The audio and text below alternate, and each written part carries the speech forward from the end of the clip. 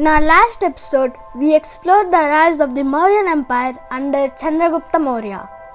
In this episode, we will focus on the reign of his famous grandson Ashoka, who is often considered one of the greatest emperors in Indian history. We will examine his early life, his conquests, and his transformation into a Buddhist leader who promoted peace and tolerance throughout the empire.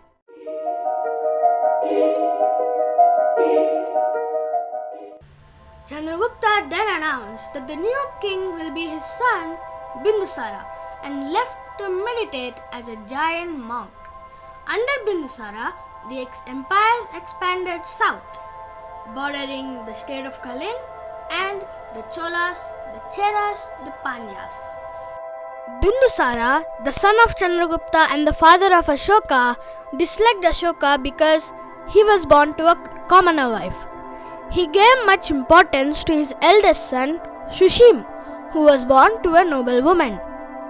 Bindusara gave Ashoka important responsibilities such as suppressing a revolt in Takshashila and governing Ujjain. The Mahavamsa states that Ashoka killed 99 of his half-brothers to get the throne. Shushim once playfully slapped a bald minister on his head. The minister became worried that Shushim might harm him with a sword in jest if he were to ascend the throne. Therefore, he instigated 500 ministers to support Ashoka's claim to the throne when the time came, noting that Ashoka was predicted to become a Chakravartin or a universal ruler. Sometime later, when Takshashila rebelled again, Bindusara dispatched Shushim to curb the rebellion. Shortly after, Bindusara fell ill and was expected to die soon. Shushim was still in Takshashila, having been unsuccessful in suppressing the rebellion. Bindusara recalled him to the capital and asked Ashoka to march to Takshashila.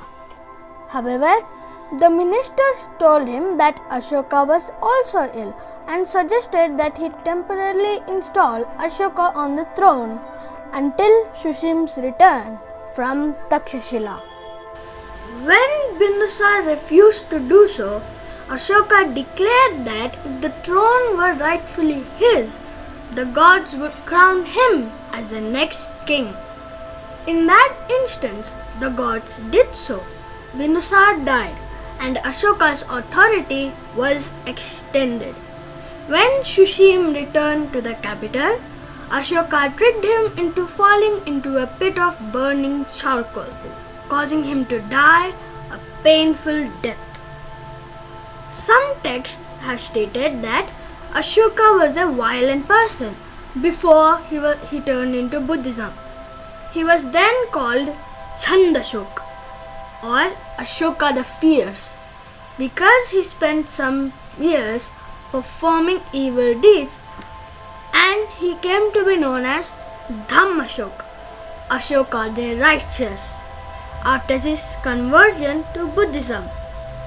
The ministers who had helped him ascend the throne started treating him with the contempt after his accession. Ashoka gave them the absurd order of cutting down every flower and fruit-bearing tree to test their loyalty. When they failed to carry out this order, Ashoka personally cut off the heads of 500 ministers.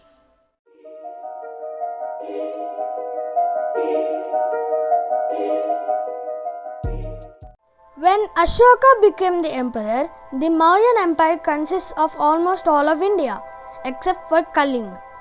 Ashoka decided to take Kalinga and trained a large army for battle. The army thus went for Kalinga. Ashoka stayed in a camp during the battle. He was getting reports of massacres from his generals from all sides. Ashoka thought it would be easy to take Kalinga, but the Kalingan warriors resisted every attack from the Mauryan army. Finally, the Mauryans were victorious.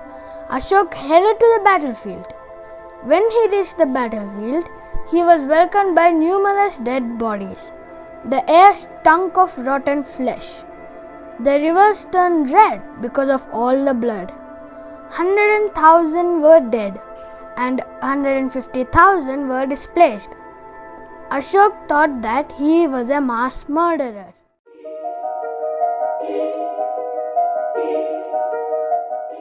Ashoka then met Nigrod, the son of Shushim. Even though Ashoka killed his father, Nigrod did not show anger toward him. Ashoka then slowly changed into Buddhism. He set up tall pillars and rock edicts with his messages engraved on them. He shared the path of Dhamma or righteousness. He told everyone to respect every religion, show kindness to humans and animals, and stop their unnecessary killings. He also apologized to the people of Kaling. He built wells and trees on the Grand Trunk Road for travelers. He also set up 84,000 stupas around the world for the spread of Buddhism.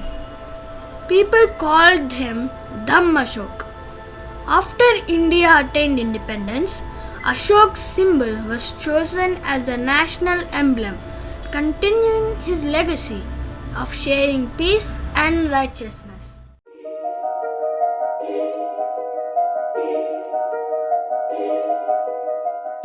In this episode, we have explored the reign of Ashoka, one of the most famous emperors in Indian history.